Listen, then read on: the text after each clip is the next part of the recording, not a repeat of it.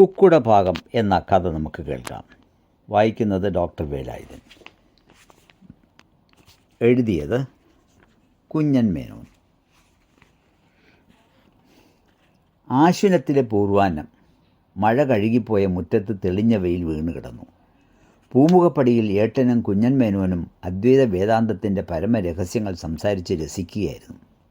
മരണം എന്ന യാഥാർത്ഥ്യത്തിലേക്ക് ജനിച്ച ഒരു പൂവൻ കോഴി, ചേവൽ, ചേകവൻ നായർ, ചാവേർ കണ്ടം, ചാവേർ കക്കുടം ഈ സമയം നോക്കിയാണ് തൻ്റെ മഴവിൽ വർണ്ണങ്ങൾ വെയിലത്തിട്ട് മുറ്റത്ത് വിലസുന്നത്. മേനോൻ കുക്കുടത്തെ സമഗ്രമായി നിരീക്ഷിച്ചു. ശങ്കര ഭഗവൽ പാദരിൽ നിന്ന് പെട്ടെന്ന് തിരിച്ചു വന്ന് അന്വേഷിച്ചു. കുട്ടിക്കൃഷ്ണൻ നായരെ, ഏതാണ്ട് ലക്ഷണമൊത്ത ഈ പൂവൻകോഴി. ഏട്ടൻ പറഞ്ഞു, തറവാട്ട് വകയല്ല തീർച്ച. ഇവിടെ കോഴി വളർത്തുന്നില്ല. പിന്നെയോ? അറിയില്ല. ചിന്നമ്മൂമ്മയോട് ചോദിക്കാം. പിന്നെയോ? അറിയില്ല. ചിന്നമ്മൂമ്മയോട് ചോദിക്കാം. ചോദിച്ചപ്പോൾ ഏട്ടത്തിയമ്മയ്ക്കും വലിയ പിടിയില്ല. പരിസരത്തുള്ള ചെറുമക്കളുടെ വല്ലവരുടെയും ആയിരിക്കാമെന്ന് പറഞ്ഞു. തിരുവോണവും അത് കഴിഞ്ഞ് വിരിപ്പ് കൊയ്ത്തും പ്രമാണിച്ച് ചെത്തി മിനുക്കി ചാണകം മെഴുകിയിട്ട കൂറ്റൻ മുറ്റത്തിൻ്റെ കോണിൽ നന്ദ്യാർവട്ടച്ചെടി വലം വെച്ച് പൂവും പൂവരാജനും പുഷ്കൊംഖിലവുമായ കോഴി അപ്പോഴും വിലസുകയാണ്. ഒരു കഥകളി വേഷം മാതിരി. മേനോൻ ചോദിച്ചു, വിഷയത്തിൽ പിന്നെ ആർക്കാണ് വിവരം? ബാല്യക്കാരൻ കൃഷ്ണന്. ഒരുപക്ഷെ പിടി കാണുമെന്ന് ഏട്ടത്തിയമ്മ പറഞ്ഞു. മേനോൻ കൽപ്പിച്ചു, എന്നാൽ അവൻ ഇവിടെ വരട്ടെ. കൃഷ്ണന് സംശയമുണ്ടായില്ല. തെക്കേ ചാളയ്ക്കൽ ചെറുമൻ ചാമിയുടെ വകയാണ് സാധനമെന്ന് അസന്നിഗ്ധമായി പറഞ്ഞു. കോഴിയിൽ ഭ്രമിച്ചു വശായ മേനോൻ ഏട്ടനോട് ചോദിച്ചു, കുട്ടിക്കൃഷ്ണൻ നായരെ, നമുക്ക് ഈ ചാത്തനെ കൊന്ന് കറി വെച്ചാലോ? ഉടമസ്ഥനുമായി വിലപേശി തീർവാങ്ങിയ ശേഷമായിരിക്കും ഭംഗി എന്ന് ഏട്ടൻ പറഞ്ഞു. ചാമിയെ വിളിക്കാൻ കൃഷ്ണൻ പോയി. പൂവൻ അപ്പോഴും മുറ്റത്ത് തന്നെ ചുറ്റി നടക്കുകയാണ്. ഏട്ടത്തിയമ്മ പറഞ്ഞു, കോഴിക്ക് മേനോനെ വിട്ടു പോകാൻ മനസ്സില്ലെന്ന് തോന്നുന്നു. കുഞ്ഞമ്മേനോൻ ഉറക്കെ ചിരിച്ചു. ഇവർ 4 രാത്രിയിലുണ്ടാവില്ലേ കുട്ടികൃഷ്ണൻ നായരെ? തൂവലടക്കം അത്രയും കാണണമെന്ന് ഏട്ടൻ പറഞ്ഞു. മേനോൻ സ്വയം പറഞ്ഞു, 1 റുപ്യ കൊടുക്കാം. നല്ല വിലയായി. 1 റുപ്യയ്ക്ക് 4 പറ നെല്ല് കിട്ടുന്ന കാലമായിരുന്നു ഇത്. കൃഷ്ണന് പിറകെ വന്ന് മുറ്റത്ത് ദൂരെ മാറി ചാമി മുഖം കാണിച്ചു.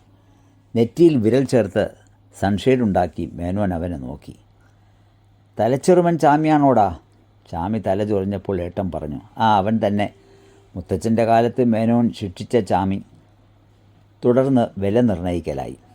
വിലയൊന്നും വേണ്ടെന്ന് ചാമി ബോധിപ്പിച്ചു.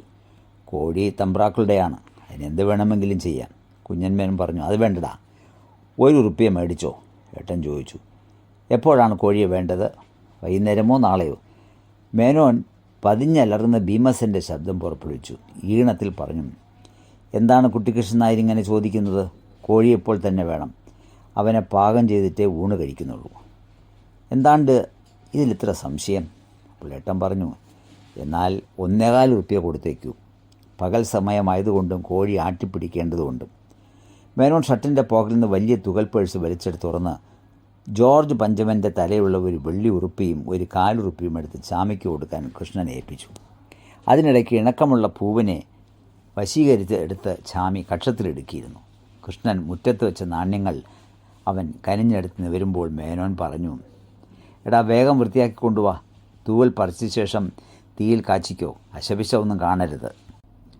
കോഴിയും കൽപ്പനയും തലയിലേറ്റി ചാമി പോയി. അടുത്ത നിർദ്ദേശം കൃഷ്ണനായിരുന്നു. ചെറുമൻ കൊണ്ടുവന്ന കോഴിയെ കഴുകണം.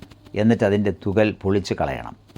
അടിവയർ കീറി വൃത്തികേടുകൾ നീക്കി ഇടത്തരം കഷ്ണങ്ങളാക്കണം. അധികം വലുതും അധികം ചെറുതുമാകരുത്.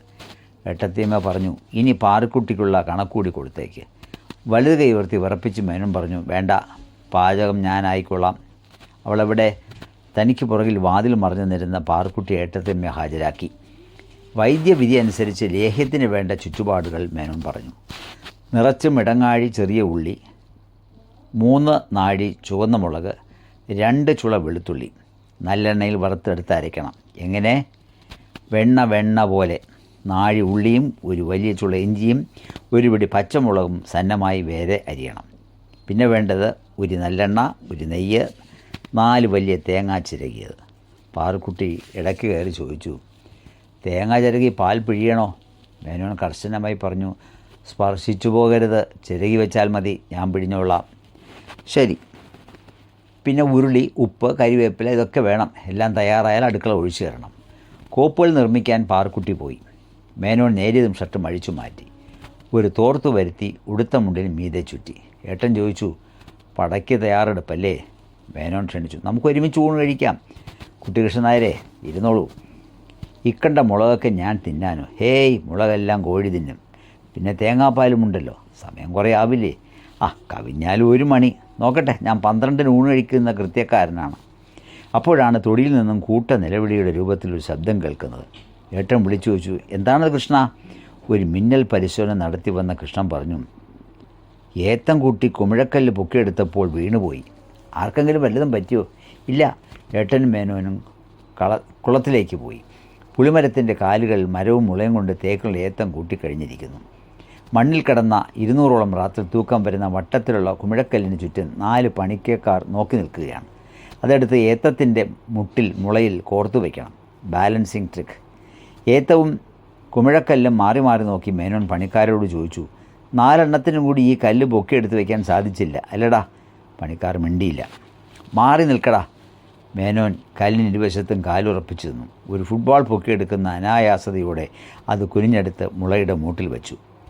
ദ്വാരദഹനം നടക്കുമ്പോൾ ഭീമൻ്റെ രോമാവൃതമായ മുതുക് ഒരടി വികസിക്കുകയും മാറിലെയും കൈകളിലെയും മാംസപേശികൾ എഴുന്നേൽക്കുകയും ചെയ്തു. തിരിച്ചു വരുമ്പോൾ ഏട്ടൻ പറഞ്ഞു, ഇനി ഞാൻ സദ്യയിൽ പങ്കുചേരുന്നില്ല. മുഴുവൻ കുക്കടവും മേനോൻ കരഞ്ഞു.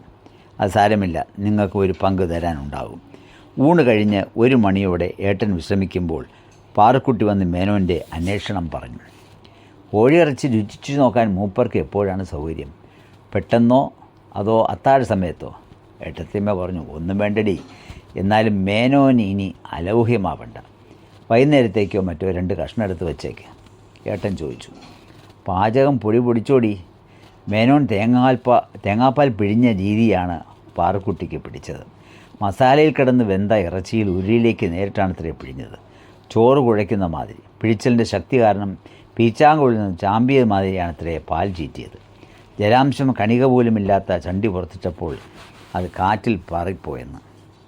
വൈകിട്ട് പ്രസിദ്ധമായ ആ ഊണിനെക്കുറിച്ച് പാറക്കുട്ടി വരച്ച ചിത്രവും തകർപ്പനായിരുന്നു.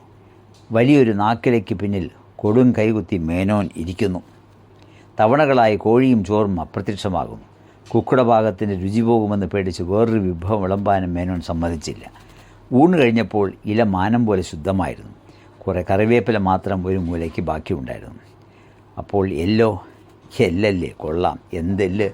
വലിയ എല്ലുകൾ ചവയ്ക്കുമ്പോൾ ചുള്ളിക്കമ്പുകൾ ഒടിയുന്ന ശബ്ദവും ചെറിയവ കൈകാര്യം ചെയ്യുമ്പോൾ നിശബ്ദതയുമായിരുന്നു. ഈ കഥ ഇവിടെ അവസാനിക്കുന്നു.